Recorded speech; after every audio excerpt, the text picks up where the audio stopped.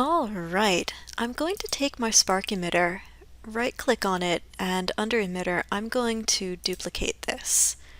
So this one is going to become my flame emitter 01, in case I want to have another one. With this, I want the flames to emit light, and I don't necessarily want the sparks to emit light, so I'm going to uncheck this light here.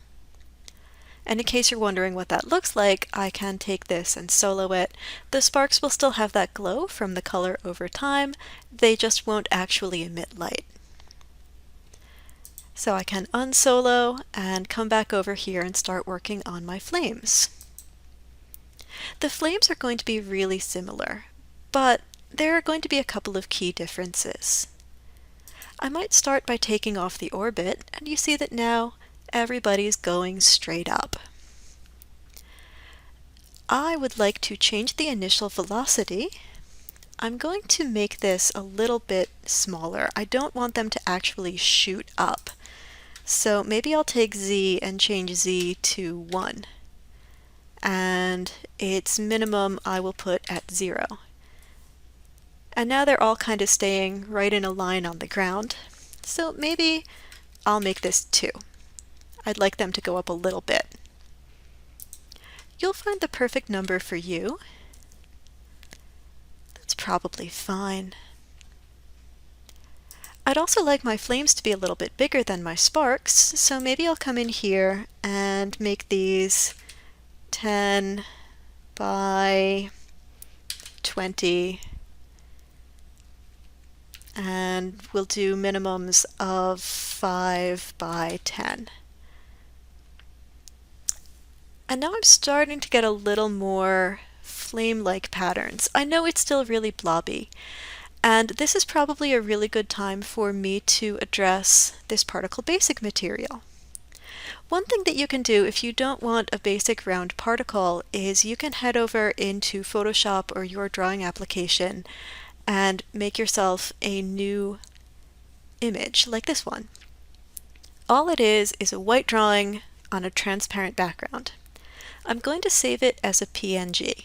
So let me go here to the File menu and Save As.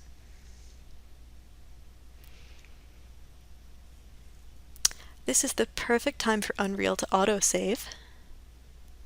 Okay. Lovely. So I'm looking at my Game 206 folder, Class Demo, Content, Textures.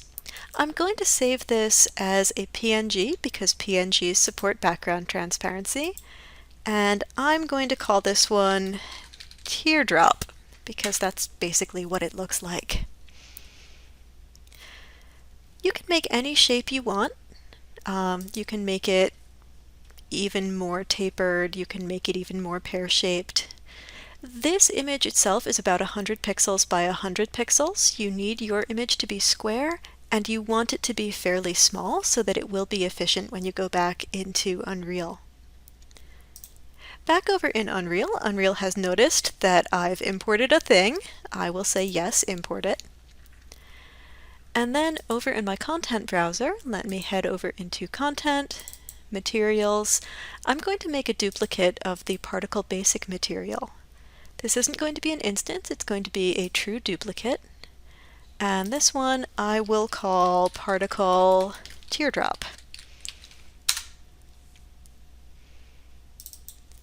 I'll click into it, and all I have to do is replace this radial gradient with my image. So I need a texture sample node.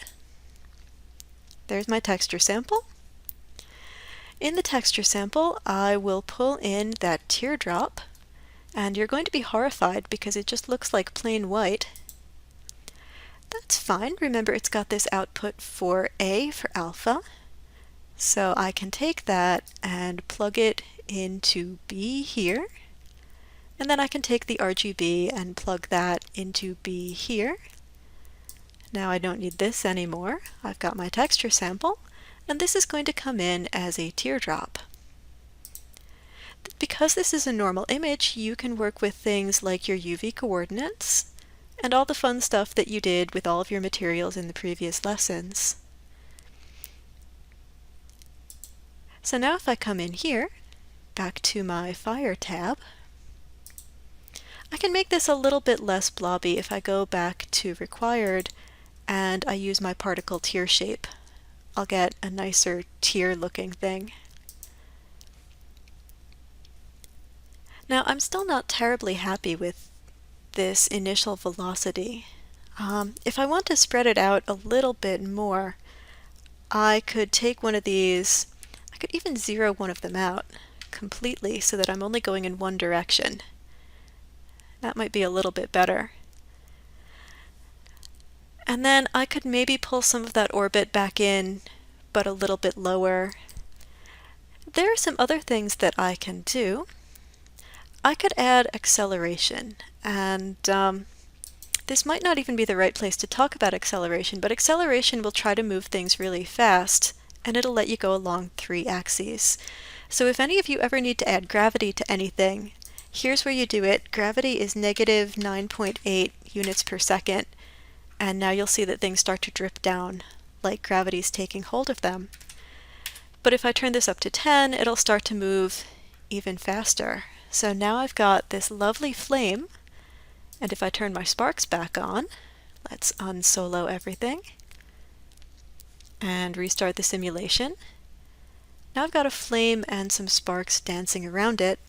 So this seems like a good time for me to pause, and I'll come back and maybe add another flame emitter and do a little bit of smoke.